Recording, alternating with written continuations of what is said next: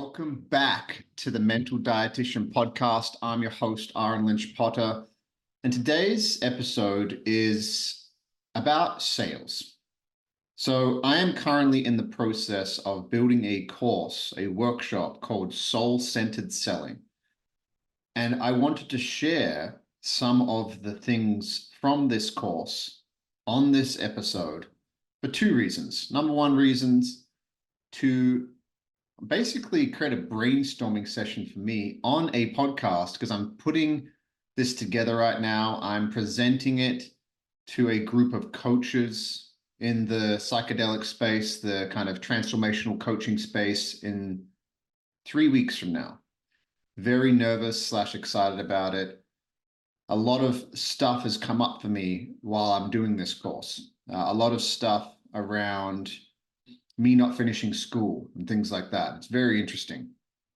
Second reason is so you can learn something about what soul-centered selling is and why selling anything, or why coming from this place in any interaction with another human being is the only way that I see that the sales industry will transform from, honestly, quite a toxic environment.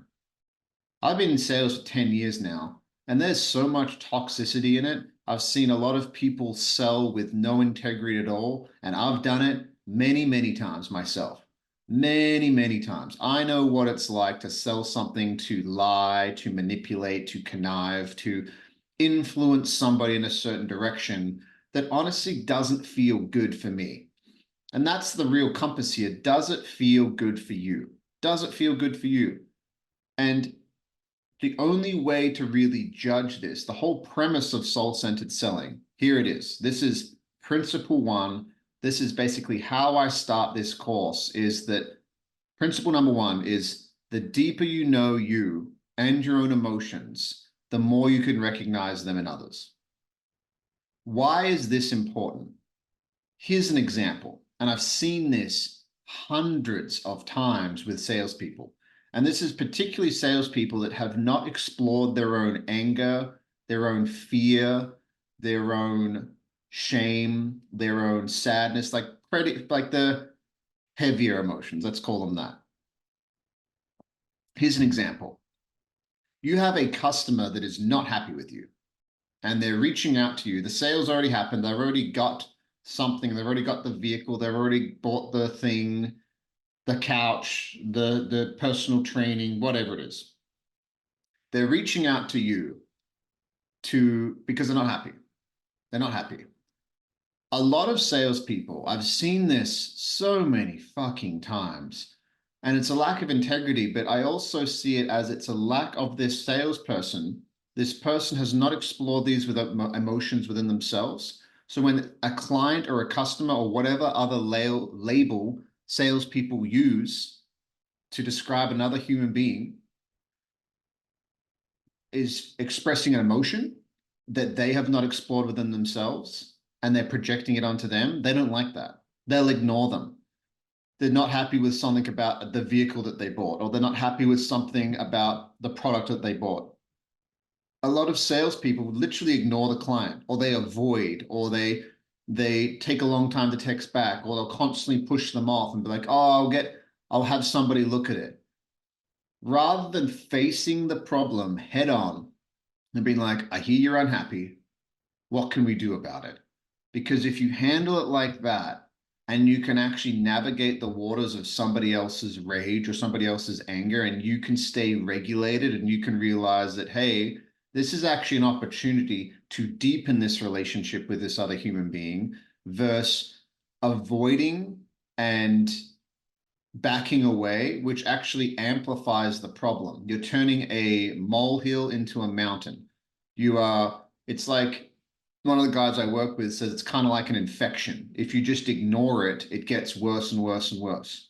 And a lot of people ignore their own emotions. So when somebody that you have sold something to is really not happy, a business, a person, whatever it is, and you don't meet them head on, then you're actually avoiding an emotion that is going to be created within you, because it's going to be uncomfortable.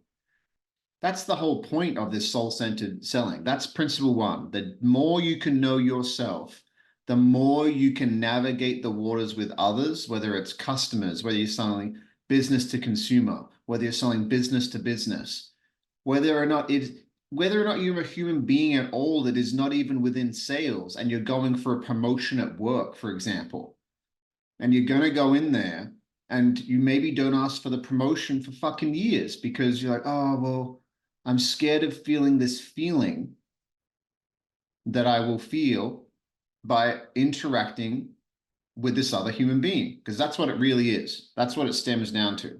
So, principle one, do your own inner work. If you do not do your own inner work, and if you are not able to develop relationships with your own emotions as if they were friends, as in anger comes up in your life, you're like, hello, anger. What do you have to teach me today? Hello, shame. What's going on? Why am I feeling this? Hello, resistance. Hello, sadness. Hello, joy. Hello to all of you. What can you teach me today? Rather than taking a pill or whatever or avoiding the emotion, sit with it. Because the deeper you sit with it, the more you'll be able to navigate your sales career, life, whatever. The more you expand on the inside, the more you expand on the outside. And I don't hear many people talking about this in the sales industry.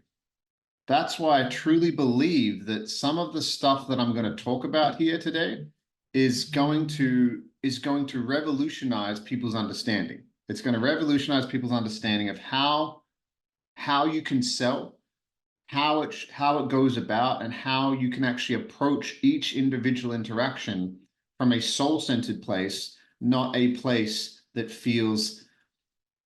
Let me say this. This is what I wrote down, and this is the best way of saying before I get too excited. I can feel myself getting all excited, and sometimes when I get excited, I go on rants and I ramble. When you are selling something to somebody, it should feel like the start of a new friendship versus a cold one-off transaction. You should be selling something that feels great versus selling something with that aftertaste of shame because you know you might have lied or not be in integrity or not told them the whole truth just so you could get them to buy the thing. And then on the back end, if they find out about that, that's not a very nice feeling because now you are exposed for being out of integrity. I've done that fucking hundreds of times and it doesn't feel good. And for the past few years, I've been in sales 10 years. It took me about 7 years of the feel of navigating that into those interactions with people, knowing like, hey, this feels really good. And hey, that didn't feel so good. Why didn't that feel so good? And I could backtrack and I could be like, oh, you're out of integrity there. So that's what soul-centered selling, that's principle one, is the deeper you know yourself, the more you do your own inner work, the more you expand on the inside, the more you can notice if somebody's fearful versus being like, oh, this customer's being a bitch. I've heard people say that. Well, why are they being, in quotations, a bitch? Are you able to notice that they may be scared, they may be unsure about something? Maybe you're not in a safe place. Maybe you're reactive when they come up with something. Maybe they just want to ask questions so they can feel safe.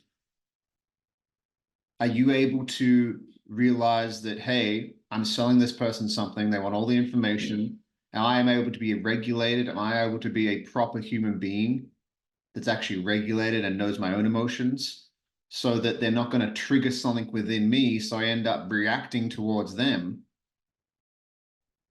and screwing the whole thing up? And I've seen that so many times, and I've done it myself. Another principle that I'll share with you is that a lot of people who are in sales, they are very scared of the sales process. They are scared of going over numbers. They're just scared of the actual entire thing because it can be uncomfortable, especially if you're asking for large amounts of money. Like I've sold, the most expensive item I've sold has probably been like a 1-ton truck, like $120,000, $130,000 truck. The payments are around 800 to 900 every 2 weeks. When you're going over these numbers with somebody, if you are fearful or if you're not confident within yourself, then how can somebody buy into you if you don't even buy into yourself? And the only way to do that is to actually do it more.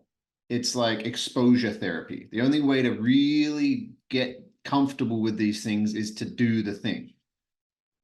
But I will say that a lot of people I've seen in sales are nice. They're very nice, and they end up being like, absolutely, and they end up being like very customer servicey. People don't want nice. People want kind. So one of the principles of soul-centered selling that I'll share with you, I'm not going to give it all away. This is going to be a full-blown course one day. It's going to have a website. It's taking time. But I will share this one. It's be kind, not nice. What does that mean in the sales process? I know people that will recommend certain amounts of, say it's personal training. Say it's personal training. And the person's like, the objection is, oh, I just want to do a few sessions with you so I can learn the ropes and then I can go do it on my own. Now, the nice thing to say would be like, oh, yeah, that sounds good. That sounds good. That's not nice. That's actually being scared of telling this person the truth. If somebody wants to do 6 personal training sessions with you over a month or even 2 months, that's not going to help the person. Here's why it's not going to help the person. If that person is overweight and it took them 20 years to get there, to get to this place where they've finally got the courage and they've finally looked at themselves and said, hey, you know what? I need to make a change. I need to do something different. It took them 10 years, 5 years, 20 years. Who knows how long it took them to get there? Do you really think, if you are the salesperson, do you really think that you can learn anything at all that will create long-lasting change in 6 sessions, 6 hours? Because if you are not sharing what I'm sharing right now with the client, you're actually doing them a disservice. So when I sold personal training, I would quite often sell 6 to 12 months. And do you know why? It's because I would say exactly what I just said. I'd be like, listen, what did you have for lunch 5 Wednesdays ago? Well, I don't know. Well, why would you remember what I teach you 2 months from now? Karen, it took you 20 years to get here. For you to actually be serious about this, and if you're dead serious about wanting to make a change in your life, this is going to take a minimum of a year. Rome wasn't built in a day, but it was built every day. And if we constantly are working 3 to 4 sessions a week, then you'll actually be able to learn and compound what I'm teaching you so that in a year from now, you have the foundations, you'll have a knowledge while I educate you on how the human body works. And I can explain on my end what I'm looking to do so that when we're doing this together, you can actually be educated. So one day we can look at each other and you'll be like, you know what? I don't need you anymore. I don't want to build a codependent relationship with you, Karen, but I understand from my knowledge, it's going to take you at least a year to get the foundational things that you need to actually get the job that you want to get done. So in 10 years from now, you don't need anybody. You can go to the gym, you can feel confident and know exactly what you're doing. Now, there's so many people who are like, oh, well, that's a lot of money for the person. Yeah, but I think it's out of integrity, in my opinion, to recommend somebody that somebody trains for a month, take their money on something that is not going to even affect them long term. It's like diet mentality. I've had this mentality with selling vehicles, with selling personal training, with selling coaching. Right while I do this right now, I'm selling coaching at the moment for my own business. I'm like, listen, if you've been battling depression and anxiety for this long, do you think you're going to do some ketamine infusions, or you're going to go drink some ayahuasca, or you're going to go do some psilocybin and go to a men's weekend or a women's weekend or whatever it may be? And do you really think that that's the magic pill? Because if you're going into it with that mindset, that is what I call the addiction mindset. And the addiction mindset is, if I do this thing, it'll fix everything. If I take this thing that I'm looking for is the answer. It's the quick fix. It's the big dick pill. It's the get skinny quick pill. It's the Ponzi scheme. It's the lose 40 pounds in 40 days kind of mentality. And that's not how life works. So if you can be kind to people, but not nice, being kind to somebody is telling them the truth, even on the off chance you might offend them. Because if you are scared of telling somebody the truth on the off chance you are going to offend them, you're actually hurting that person, not helping them. So if you're selling personal training, if you're selling coaching, if you're selling anything, and you're basically, one of the objections is, oh, I don't have enough money. Okay, but if I sell you this inferior product, or if I sell you this short-term training, and don't get me wrong, there's times for this, and there's places you don't want to be too pushy with it. Somebody might be like, yeah, I understand what you're saying. I just can only commit to 2 months right now. Perfect. Let's get you started. And as long as you understand the concept, I understand you need to see the value in it first. But once you see the value in it, then we can create a game plan that we can work together for a year. That could be some kind of service-based business or some kind of ongoing coaching, personal training, whatever it may be, some kind of relationship-based model. Now, when it comes to more of a one-off transaction like buying a vehicle, why don't you recommend the more expensive vehicle based on the longevity of it, or the better quality vehicle? Sometimes it might not be more expensive. Sometimes somebody might want a inferior quality product. Sometimes they might want that. It is your duty and your obligation to be like, hey, this is what I think about that product. I just want you to know that this is my perspective, but you know what your best interests are. I do not. As the professional, as the person who's in this industry, I just wanted to give you my perspective, but in the end, the decision is up to you. If you handle things like that, you become an advisor. You become a trusted advisor versus somebody who's trying to sell something to somebody where they know that you're biased. If you are like, listen, here's your options. If you care more about saving money, you could go this way. If you care more about the quality of the product and longevity, we can go this way, depending on your situation. So let's talk about it. Let's once again build a relationship. Still feels like a long-lasting relationship, the start of a relationship, versus a cold one-off transaction. Because every single one of you listening to this, and me, we know what it's like to buy something and the feeling of being closed, of being sold, where you leave the interaction, you're like, that guy just swindled me. That woman just swindled me. I don't like that feeling. It was fake. They actually didn't give a shit. It was all an act. If you are an authentic human being and you genuinely care about people, you will go very far in life, as long as you can be kind and not nice. Being nice, I've found for a lot of people, is rooted in fear. Because if you're nice to everybody, you're actually scared of the reaction they might have if you need to call somebody out on their bullshit. So principle number 2, or one of the principles of soul-centered selling, is be kind, not nice. I'll share one more with you. The next one that I think is very important is educate to elevate. That's the principle. What does it mean? I kind of touched on it in the previous be kind, not nice. I touched on it. When you are selling something to somebody, no matter what it is, it's very important, in my opinion, to educate them along the way. Because education, I have a little formula here, which I'm going to share with you. Let me just pull it up here.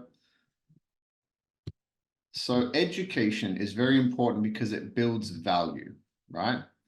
Education builds value. And if you're not building value for the person, then why would they purchase your product or service? They wouldn't. It doesn't make any sense. So here's an equation I came up with to do with sales. Education plus confidence equals value. Value plus trust equals the sale. So if you are confident about what you are educating this person on while you're going through the process. So for example, when I sell coaching, I am educating them on how I think trauma works and what lens I'm looking at coaching them through so that we can build something together. We have a structure that we are working on together. Rather than just coaching somebody, I'm like, hey, the reason I asked that question is because I see trauma based on, as like a vine that weaves itself through our lives. And right now, you are angry all the time. The reason why you are angry all the time is because there's something that happened in the past, which is some kind of wound that every time life shows you some kind of version or some kind of reminder of that original feeling, it compounds on itself. So we have these little pockets of emotion that have happened, maybe from when you were 7, 13, 17, 27, and now you're 43.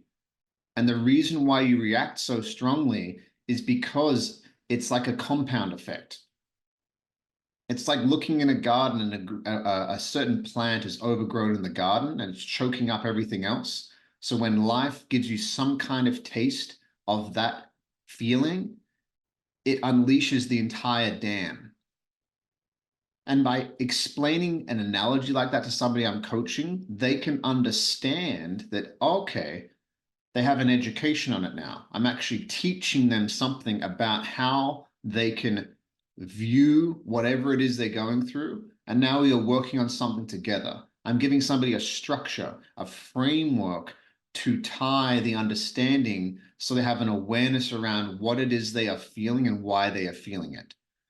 That's coaching. When I sell vehicles, I will teach somebody in depth about how credit works, how they can build their credit, what utilization to keep it under for their credit cards, how they can pay off the vehicle early, how having a vehicle on their credit report can look really good if they want to get other types of financing, things like that. You have to educate somebody with confidence to provide value. And if you have value plus trust, you are now the professional, and now they trust the professional. So if they trust you and what you are saying, why would they not buy from you? A lot of salespeople go wrong is the trust is then ruined because maybe they don't have the education, or maybe they're not confident. So they might have the education, but they can't communicate it with confidence. So therefore, the person comes across as like, does this person even believe what they're saying at all? Or are they just, if they're not confidently sharing it, then nobody's going to buy into you because you don't even buy into you. So therefore, the first part of that equation, which is the confidence part, is now eroded, where therefore the value is not being built. And if the value is not being built, then if you try to continue along this process, it's not going to go very well. It's really not going to go very well. So I did want to end it there. Obviously, this is just a little sneak peek into what I'm building right now, and I'll keep you updated with this. But soul-centered selling is something that I really look forward to teaching. And I really think if you, as a human being, no matter what industry you're in, if you understand some of these principles, you can really apply it to any industry. Because one of my favorite sayings is, methods are many, principles are few. Methods always change, principles never do. So if I can teach somebody the principles, or if you can learn the principles behind things, then it doesn't matter what industry you're in, doesn't matter who you're talking to, it does not matter because the principles never, ever change. Love you guys. We'll talk to you next week. Hope you enjoyed this episode.